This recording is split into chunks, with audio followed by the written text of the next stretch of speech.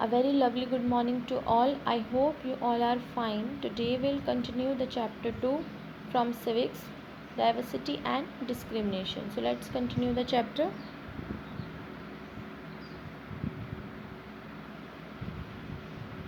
Dr. Bhimrao Ambedkar, one of the greatest leader of India, shared his first experience of caste-based discrimination which took place in 1901 when he was just 9 years old. अब जैसे हमने पहले भी पढ़ा students inequality and discrimination के बारे में, भेदभाव और असमानता। भेदभाव और असमानता का जो सामना है वो डॉक्टर भीमराव अंबेडकर को भी करना पड़ा, जिस वजह से उन्होंने देश के लिए बहुत कुछ किया था। तो आज हम उन्हीं के एक्सपीरियंस के बारे में पढ़ रहे हैं। डॉक्टर भीमराव अंबेडकर हमारे भारत के बहुत ही महान नेताओं में से एक थे। उनका जो पहला एक्सपीरियंस था वो यहाँ पे शेयर किया गया है। 1901 में जब वो सिर्फ 9 साल के थे तो वो अपने भाइयों के साथ, अपने कज़न्स के साथ अपने फादर से मिलने के लिए कोरेगांव जा रहे थे। कोरेगांव को अब महाराष्ट्र भी कहा जाता है। Long did we wait but no one turned up, an hour elapsed and the station master came to inquiry. He asked us for our tickets. We showed them to him. He asked us why we tarried. We told him that we were bound for Koregaon and that we were waiting for father or the servants to come, but that neither had turned up and that we did not know how to reach Koregaon. अब काफ़ी समय बीत गया था और 1 घंटा हो गया था और स्टेशन मास्टर फिर पूछने के लिए आते हैं उनसे कि उनके टिकट्स कहाँ हैं। तो वो उन्हें टिकट्स दिखाते हैं और पूछते हैं उनसे कि इतनी देर से वो स्टेशन पे क्या कर रहे हैं। तो वो जो भीमराव अंबेडकर हैं और जो उनके कज़न्स हैं वो उनको रिप्लाई करते हैं कि उन्हें कोरेगांव की तरफ जाना है और वो इंतज़ार कर रहे हैं अपने फादर का या सर्वेंट्स का जो आए और उन्हें मतलब ले जाए, क्योंकि उन्हें नहीं पता कि कोरेगांव कैसे जाना है। We were well-dressed children. From our dress or talk, no one could make out that we were children of the untouchables. Indeed, the station master was quite sure we were Brahman children and was extremely touched at the plight in which he found us. अब जैसे कि उन बच्चों ने काफ़ी अच्छे कपड़े पहने हुए हैं और वो उनकी बात करने से भी कोई ये नहीं बता सकता कि वो अनटचेबल्स जो लोग होते हैं उनके बच्चे हैं, बल्कि स्टेशन मास्टर जो है वो तो बिल्कुल श्योर था कि वो जो बच्चे हैं वो ब्राह्मण के बच्चे हैं। As is usual among the Hindus the station master asked us who we were. अब जैसे कि हिंदू में होता है वो वैसे ही नॉर्मली उनसे स्टेशन मास्टर ये पूछते हैं कि तुम कौन हो. Without a moment's thought I blurted out that we were महारस.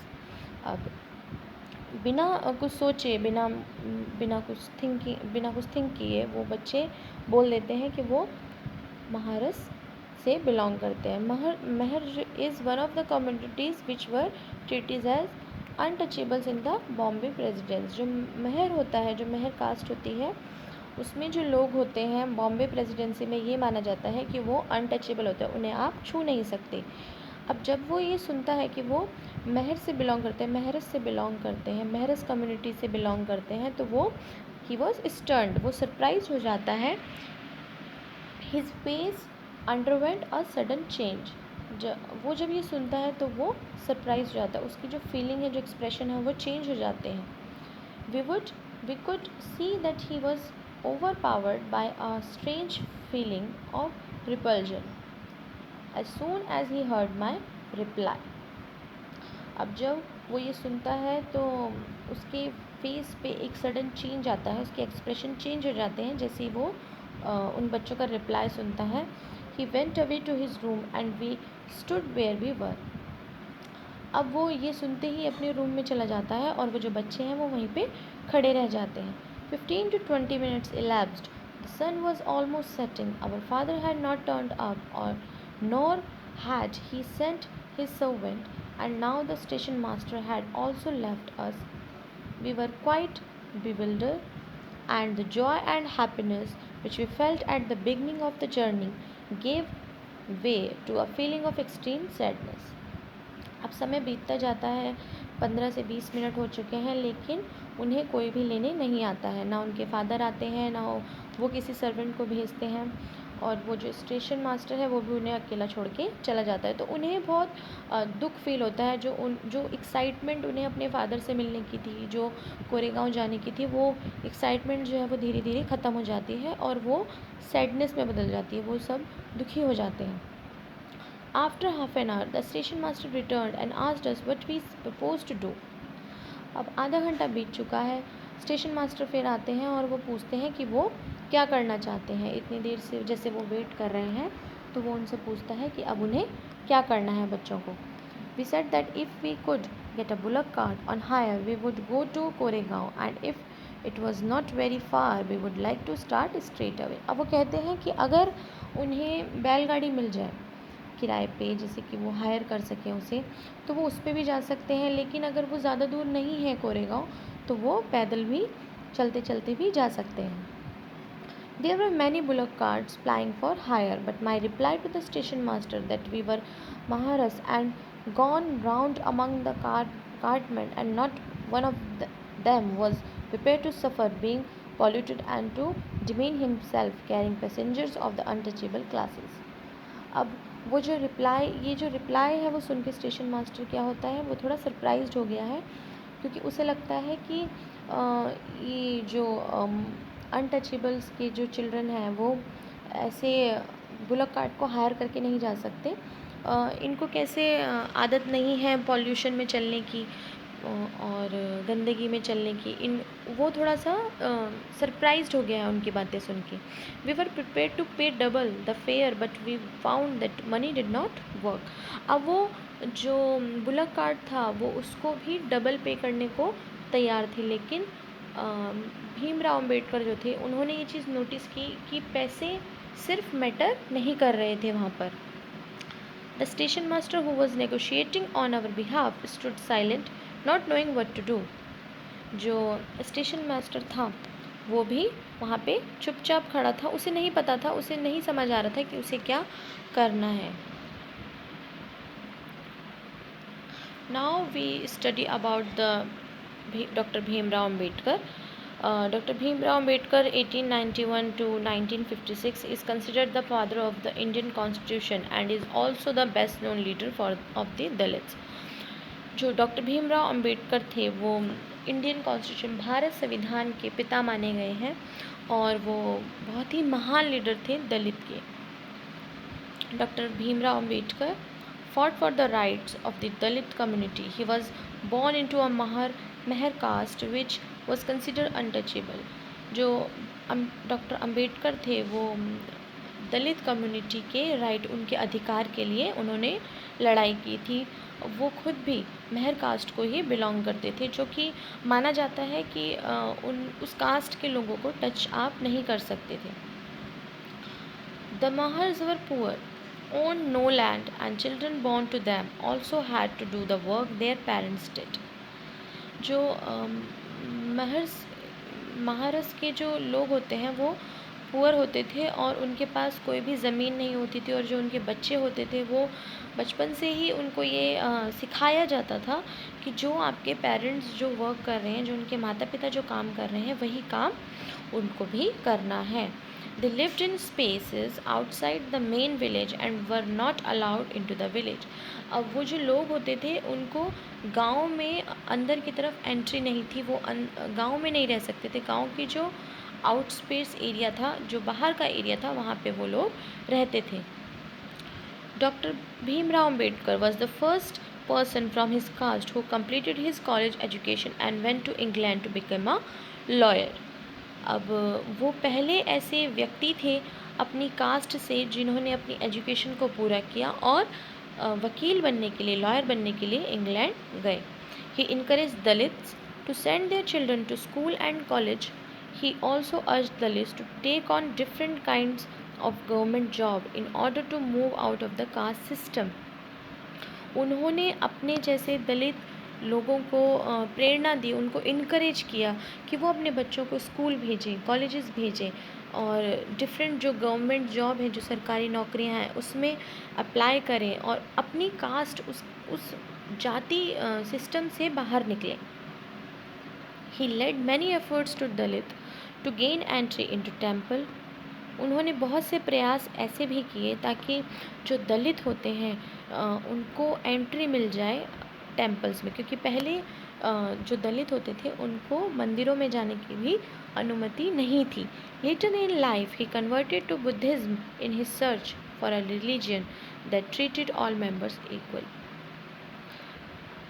थोड़े समय बाद वो बुद्धिज़्म में कन्वर्टेड हुए और उन्होंने धर्म को जानने की कोशिश की कि किस तरह से सारे लोग, सारे जो जिनको हमने जातियों में बांधा है, वो सब इक्वल ही हैं। Doctor Bhimrao Ambedkar believe that Dalit must fight the caste system and work towards a society based on respect not just for a few but for all person. जो डॉक्टर अंबेडकर थे उनका विश्वास था कि जो दलित हैं वो अपनी कास्ट सिस्टम के लिए लड़ें, सिर्फ और काम भी करें उसके लिए, लेकिन सिर्फ कुछ नहीं, वो चाहते थे कि सारे इसमें अपना योगदान दें, सारे इसमें अपना स्टेप उठाएं एक, ताकि इसमें एक बहुत बड़ा चेंज आ सके।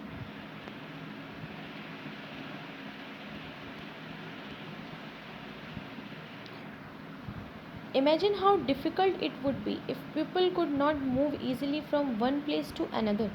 How insulting and hurtful it is to have people move away, refuse to touch you or allow you to drink water from the same source they do. अब देखिए, जैसे कि अभी हमने डॉक्टर अंबेडकर की जो उनका फर्स्ट एक्सपीरियंस था उसके बारे में पढ़ा, तो हमें कितना सरप्राइज्ड फील होता है कि कैसे सोचिए अगर कितना मुश्किल होगा कि लोग एक जगह से दूसरी जगह पर ईज़िली मूव नहीं कर पा रहे हैं, आराम से नहीं जा पा रहे हैं। कितना इंसल्टिंग है ये सोच के कि लोग आपको छूने से डर रहे हैं, मना कर रहे हैं, और लोग जहाँ से वो पानी पीते हैं, जहाँ पर वो जाते हैं पानी पीने के लिए, वहाँ वहाँ पे आपको जाना ही अलाउ नहीं है। कितना बुरा लगता है ये सोच के अगर ये सब हमारे साथ हो तो। This small incidents shows how a simple task of going from one place to another in a cart was not available to the children even though they could pay the money. अब ये सोचकर कितना बुरा लगता है कि वो बच्चे जो पैसे देकर एक जगह से दूसरी जगह जाना चाहते थे, वो भी उनके लिए पॉसिबल नहीं था. All the cartmen at the station refused to take the children. They acted in a discriminatory manner.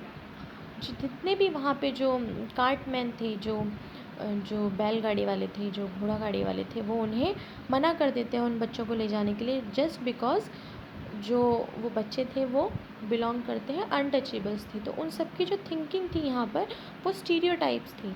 उनकी जो थिंकिंग थी वो फिक्स हो गई थी कि इन लोगों को हम नहीं टच कर सकते, और इस तरह से उन्होंने उनके साथ भेदभाव को शो किया.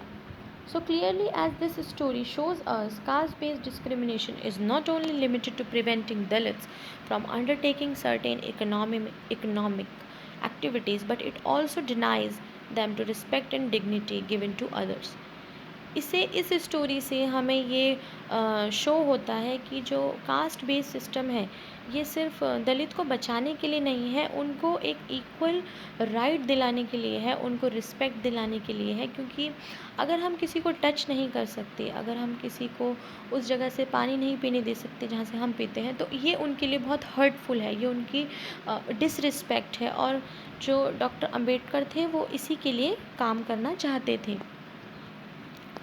Striving for equality. The struggle for freedom from British rule also included within it the struggle of large groups of people who not only fought against the British but also fought to be treated more equally. अब जैसे कि हम जानते हैं कि हमने काफ़ी समय तक स्ट्रगल किया है ब्रिटिश रूल से लड़ने के लिए. बहुत ज़्यादा लोगों ने उनके अगेंस्ट लड़ा है, और ना सिर्फ ब्रिटिश से लड़ा है बल्कि अपने आप को बराबर साबित करने के लिए भी उन्होंने लड़ाई लड़ी है. Dalits, women, tribals and peasants fought against the inequalities they experienced in their life. अब बहुत से लोग हैं जिन्होंने सिर्फ ब्रिटिश सरकार से ही नहीं लड़ा, बल्कि उन्होंने अपने आप को इक्वल राइट दिलाने के लिए भी लड़ा है. उन्हीं में से एक हैं जैसे दलित हैं, वुमेन हैं, औरतें हैं, ट्राइबल्स हैं और पीजेंट्स हैं जिन्होंने अपने आप को इक्वल करने के लिए भी लड़ाई लड़ी थी। As pointed out earlier, many Dalit organized themselves to gain entry into temples. Women demanded that they should have as much a right to education as men did.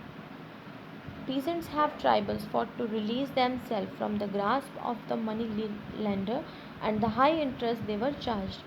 अब इस तरह से जैसे उन्होंने लड़ाई की, जैसे दलित हैं उन्होंने लड़ाई की, उन्होंने अपने अधिकारों के लिए वो लड़े। वो चाहते थे कि उन्हें भी मंदिरों में एंट्री मिले। वुमेन जो थी उन्होंने अपनी सोच को आगे रखा कि वो चाहती थी कि उन्हें भी उतना ही समान अधिकार हो जितना जो मेन है उनको है पढ़ने के लिए। वो भी पढ़ना चाहती थी। जो पीजेंट थे, जो ट्राइबल्स थे, उन्होंने भी लड़ाई लड़ी। जो मनी लेंडर थे, जिनसे वो साहूकार थे, जो पैसा उनसे लेते थे, वो उनसे हाई इंटरेस्ट लेते थे। तो वो चाहते थे कि उन्हें भी वही समान अधिकार मिले, जो इंटरेस्ट दूसरे लोग पे कर रहे हैं वही वो इंटरेस्ट पे करें। When India became a nation in 1947, our leaders too were concerned about the different kinds of inequality that exist. अब 1947 में जब हमारा भारत आज़ाद हो गया तो बहुत से जो नेता थे उन्होंने इस अनइक्वालिटी के बारे में विचार किया। Those who wrote the Constitution of India, a document that laid out the rules by which the nation would function, were aware of the ways in which discrimination had been practiced in our society, how people had struggled against this. अब जब ये इसका संविधान लिखा गया, जिन्होंने ये लिखा उन्होंने इस डॉक्यूमेंट्स में सब वो पॉइंट्स लिखे जिसमें किस तरह से जो लोग हैं वो अवेयर हो भेदभाव के बारे में, किस तरह से हमारी जो सोसाइटी है वो लोगों को कैसे ट्रीट करे और किस तरह से उन्होंने वो स्ट्रगल किया है उसके लिए। Many leaders of these struggle such as doctor Ambedkar had also fought for the rights of the Dalit. और बहुत से नेताओं ने इसके लिए बहुत से प्रयास भी किए। उन्हीं में से एक है doctor Ambedkar. So these leaders set out a vision and goals in the constitution to ensure that all the people of India were considered equal.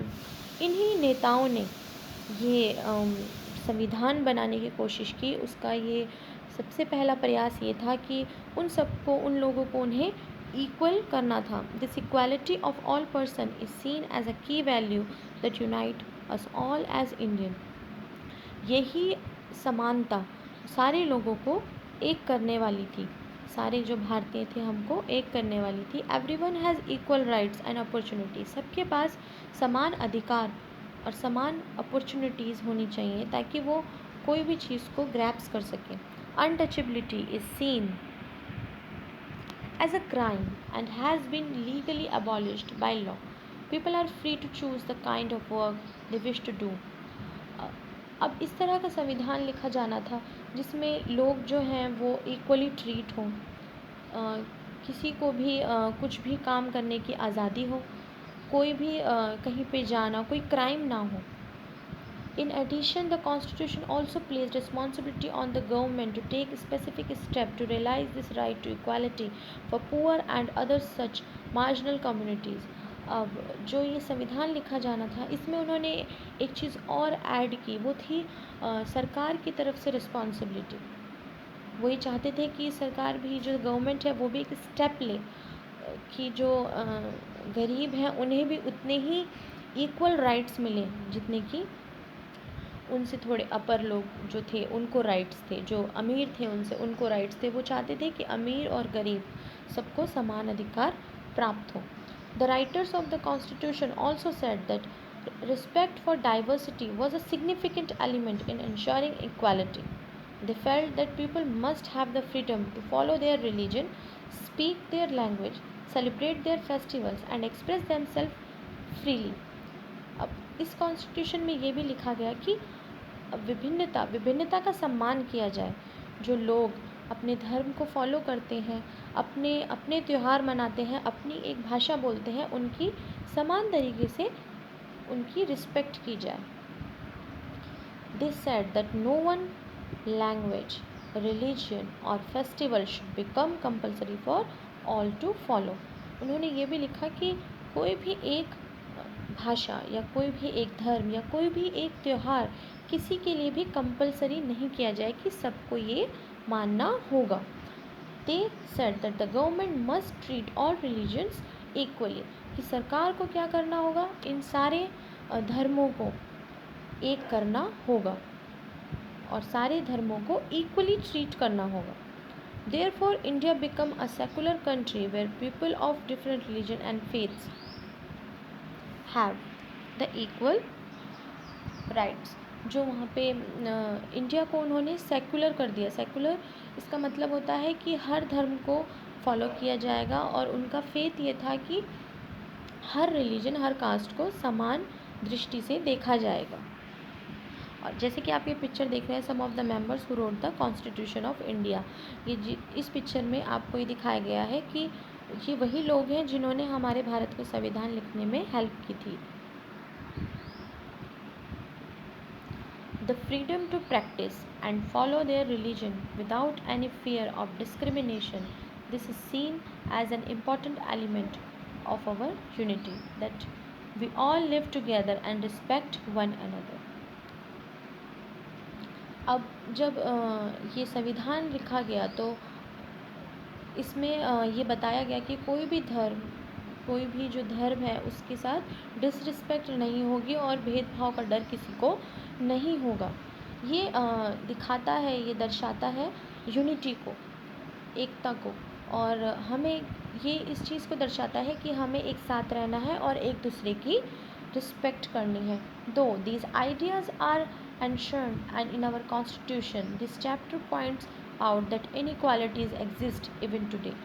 ये जो चैप्टर है वो ये भी दर्शाता है कि जो असमानता है वो आज भी हमारे देश में कायम है, लेकिन हमें इसे हटाने का पूरा प्रयास करना है। Equality is a value that we have to keep striving for and not something which will happen automatically. Equality, जो समानता है, उसके लिए हमें लड़ना होगा, उसके लिए हमें प्रयास करने होंगे, वो अपने आप ऑटोमेटिकली नहीं आ सकती। People's struggle and positive action by the government are necessary to make this a reality for all Indians. जो लोगों को प्रयास करने होंगे इस एक्शंस को, इस पॉजिटिव एक्शन को लाने के लिए, और साथ ही साथ सरकार को भी ये प्रयास करने होंगे कि सब जो भारतीय हैं वो इसको रियलाइज़ करें कि ये एक रियलिटी है कि सबको समान अधिकार मिलने चाहिए। And now this picture is shown the first page of the constitution that clearly states that all Indians are entitled to equality of status and opportunity। ये कॉन्स्टिट्यूशन हमारे संविधान का पहला पेज है जो आपको इस पिक्चर में शो हो रहा है। ये दिखाता है कि सब लोग क्या है, इक्वल है और सबको समान अधिकार मिलने चाहिए। I hope you all understand this chapter well. Thank you students.